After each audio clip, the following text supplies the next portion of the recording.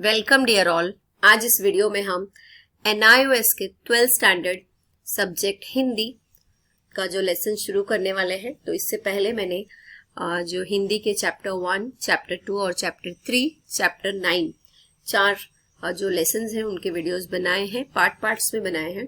तो आप प्लेलिस्ट में जाके मेरे चैनल पे वो वीडियोस देख सकते हैं और जो स्टडी कर सकते हैं। और प्लेलिस्ट में आपको 10th 12th के जो है अदर सब्जेक्ट जो होम साइंस है, बिजनेस स्टडी है, इंग्लिश है, वो भी वीडियोस आपको मिल जाएंगे, तो आप वो भी देख सकते हैं। TMA भी वहां पर अवेलेबल है, तो आप TMA भी सॉल्व कर सकते हैं ये सारी चीजें देखकर। सो आइए आज हम शुरू करेंगे चैप्टर नंबर 4। और उससे पहले, वीडियो शुरू करने से पहले, अगर आपको मेरे वीडियो पसंद आते हैं, लाइक करें, शेयर करें, कमेंट करें, सब्सक्राइब करें।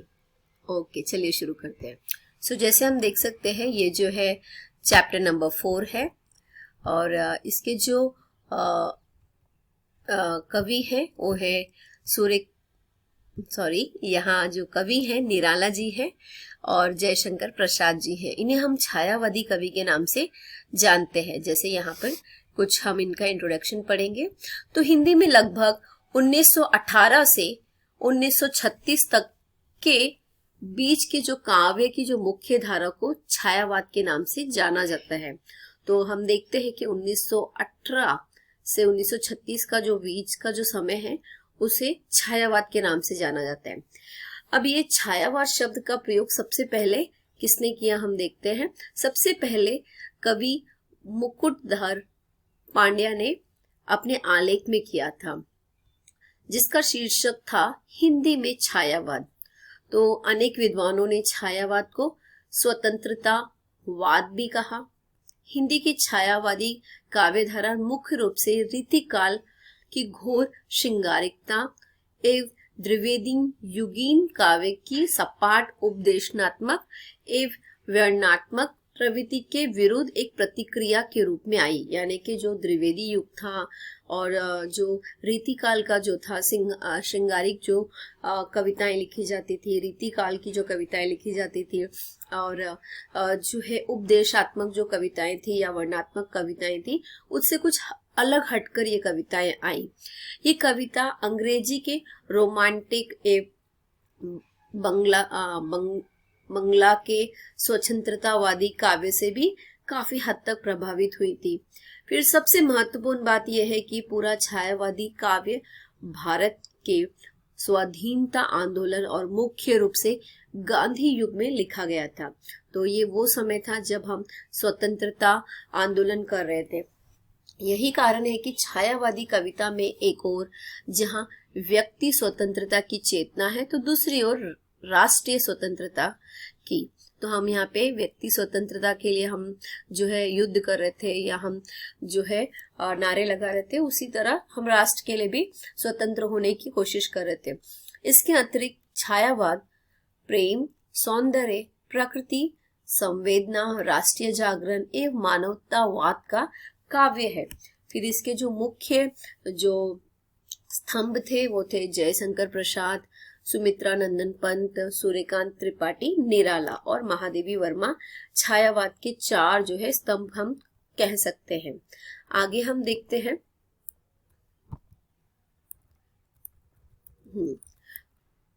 एक मिनट। तो ये हमने इसका इंट्रोडक्शन देखा। आगे हम देखते हैं सूर्यकांत त्रिपाठी। तो उनके बारे में कुछ देख लेते हैं। हिंदी साहित्य में सूर्यकांत त्रिपाठी निराला का महत्वपूर्ण स्थान है और निराला जिस युग में कविता लिख रहे थे उस युग में भारतीय समाज अनेक प्रकार के सामाजिक, आर्थिक यानी कि फाइनेंशियली परिवर्तनों से गुजर रहा था। आर्थिक असमानता के कारण होने वाले शोषण को देखकर निराला बहुत ही बेचैन होते थे। उनकी अनेक रचनाओं में यह बेचैनी और पीड़ा झलकती है। वह तोड़ती पत्थर कविता में एक श्रमिक स्त्री यानी कि एक काम करने वाली महिला के संघर्ष का चित्रण किया गया है। यानी किस तरह से वो जूझ रही है या परिश्रम कर रही है, उसका चित्रण किया गया है। कवि उस श्रमिक महिला के प्रति संवेदनशील है और हमें भी ऐसी स्थितियों के प्रति संवेदनशील बनाते हैं। इस कविता को सहानुभूति से उपजी कविता भी कहा जा सकता है, यानी कि हम किसी को देखकर जो महसूस करते हैं उसके बारे में भी ये कह सकते हैं। ये कविता आप देख सकते हैं, यहाँ पर एक चित्र है, वह जो पत्थर तोड़ती महिला। यहाँ पे आपको एक महिला नजर आ रही है जो बीच सड़क के किनारे पे वो क्या कर रही है, पत्थर तोड़ रही है।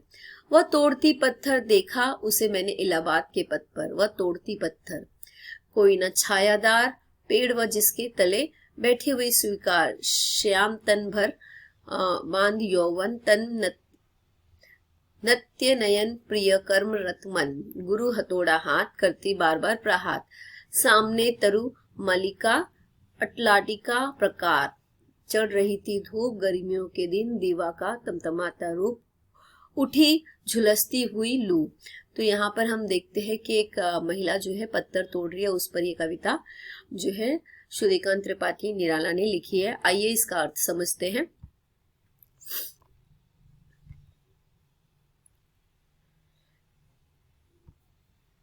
तो अगर हम पहले भाग में देखते हैं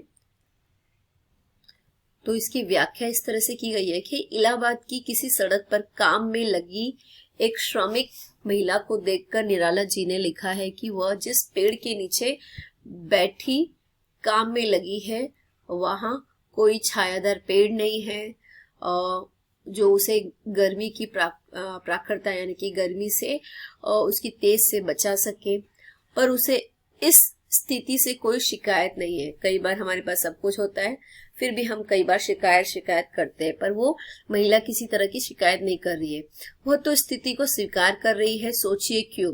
क्योंकि वह जानती है कि जब कठिन परिश्रम करना है तो अनुकूल परिस्थिति की कल्पना भी व्यर्थ है, यानी कि अगर मेहनत करना है तो कोई सुविधा हो ना हो उसे वो करना ही है।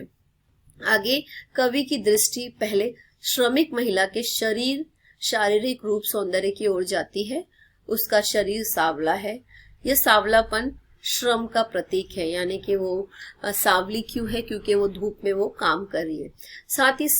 साथ ही हमारे देश में रहने वाले अभावग्रस्त यानी कि जो लोग बहुत ही तकलीफों में हैं, शोषित अनजान की ओर संकेत करते हैं, यहाँ अनजान होगा की ओर संकेत करते हैं। वस्तुतः धूप में काम करने वाले श्रमिकों का रंग धूप में सावला ही पड़ जाता है। वह युवती, उसका अपने यौवन पर नियंत्रण है, गंभीर है, उच्छृंखल नहीं है, उसकी आंखें झुकी है, उसका मन भी काम पर पूरे तन्मयता से लगा है, कर्म उसे प्रिय है। हाथ में भारी हथौड़ा लेकर वह बार बार पत्थर पर जो चोट कर रही है उन्हें तोड़ रही है। तो यहाँ पे इसकी व्याख्या की गई है जैसे हमने पढ़ा। इसके बाद कवि परिवेश की परस्पर विरोधी परिस्थितियों का चित्रण कर रहे हैं, यानी कि जिस जगह में वो काम कर रही है तो जो परिस्थिति जो है उसके विरोध में है। वो कहता है कि जहाँ एक और वो मजदूरनी गर्मी में छायाहीन वृक्ष के नीचे काम कर रही है, वहीं उसके एकदम सामने के परिवेश में संपन्नता और सुख सुविधाएं झलक रही है। वहां सुंदर सजावटी वृक्षों की पंक्तियां हैं, यानी कि बहुत सारे पेड़ पौधे हैं, विशाल ऊंचे भवन हैं और उनके चारों ओर सुंदर दीवारें हैं। कविता की इन पंक्तियों में यह संकेत स्पष्ट है कि वह संभंग भ्रंत नागरिकों की बस्ती है, यानी कि जहाँ पे सभी संपन्न लोग रहते हैं। वे लोग सुख सुविधाओं के बीच अट्टालिकाओं में परकोटों से घिरे बैठे हैं, यानी कि वो बहुत ही अच्छी तरह से बैठे हैं और आसपास की परिस्थितियों से बेखबर अपने आप में सिमटे हुए हैं, जबकि उन भवनों का निर्माण करने वालों को मौसम की मार से बचने की सुविधा तक नहीं होती। तो कई बार हम देखते हैं जो लोग घर बनाते हैं उनके पास खुद भी घर नहीं होता है। कई बार कोई लोग बिल्डिंग बनाते हैं तो जो मजदूर होते हैं वो जो है बिल्डिंग के नीचे कहीं पर भी जगह पर वो अपना छोटा सा ऐसा घर बना के रहते हैं।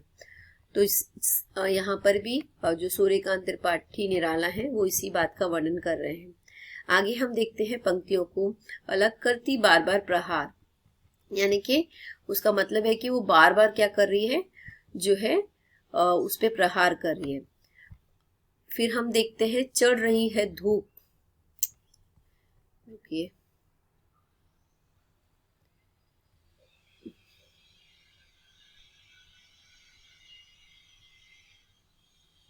एक मिनट।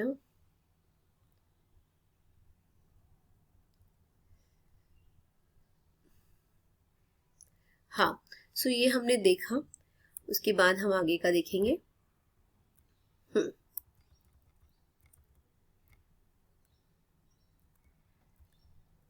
हाँ,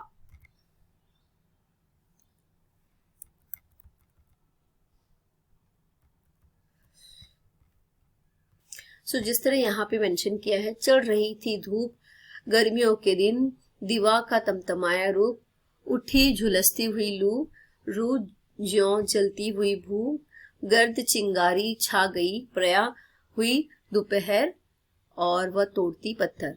तो यहाँ पे कवि कहना चाहते हैं कि आप जान गए होंगे कि इलाहाबाद की किसी सड़क पर तपतपी धूप में पत्थर तोड़ती महिला के श्रम का चित्रण कवि इस कविता में कर रहे हैं। इन पंक्तियों में कवि कार्य की कठिनतर परिस्थितियों का चित्रण कर रहे हैं। दोपहर में धूप बढ़ने लगी है, गर्मियों के दिन है और तमतमाता सूर्य अपनी प्रचंड गर्मी से सबको व्याकुल कर रहा है। यहाँ तमतमाता रूप प्रत्यक्ष में तो दिन का है, पर इसे मजदूरनी के तमतमाए चेहरे से भी जोड़ा गया है। जरा सोचिए, गर्मी के दिनों में क्या हाल होता है। गरम लू के थपेड़े तो मानो मनुष्य को झुलसा देते हैं। कवि कहता है कि इस समय धरती ऐसे तप रही है जैसे रुई अंदर ही अंदर धीरे धीरे सुलगती जाती है, यानी कि जो कापूस होता है कॉटन, वो अंदर अंदर जलता रहता है।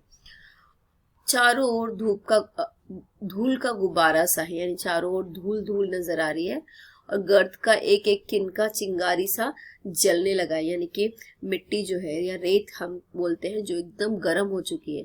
अब तो दोपहर हो गई है, दोपहर में गर्मी अपने चरम पर होती है।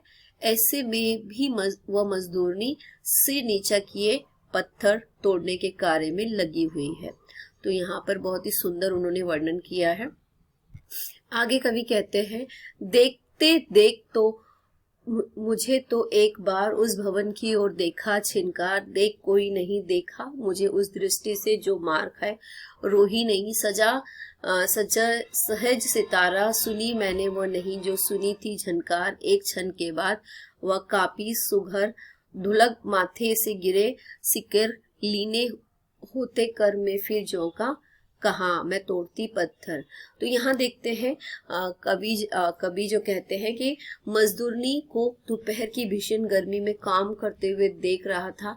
अब मजदूरनी ने भी देखा कि कोई उसे देख रहा है। उसे देखते हुए देखकर उसने सामने की अटालकिका को देखा और देखने में उसका काम करने का क्रम थोड़ा सा विचलित हुआ, पर उसके मन में दीनता या ईर्ष्या जैसी कोई भावना नहीं उपजी।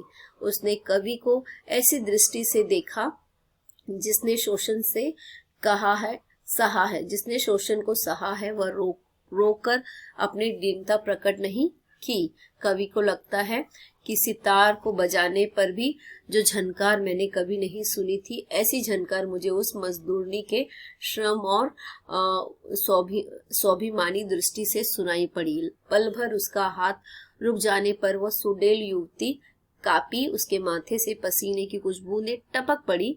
इसके बाद वह पुनः काम में लग गई। उसके पुनः काम प्रारंभ करने के अंदाज से कवि को लगा मानो वो कह रही हो कि वह पत्थर तोड़ती है या मैं तोड़ती पत्थर का व्यंग्यात्मक यह भी है कि मैं पत्थर जैसे हृदयहीन समाज व्यवस्था को तोड़ना चाहती हूँ।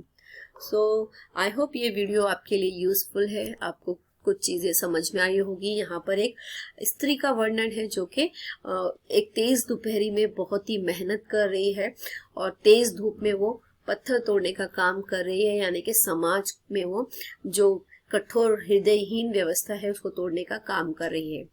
आपको अगर मेरे वीडियो पसंद आते हैं, लाइक करें, शेयर करें, सब्सक्राइब करें। Thank you.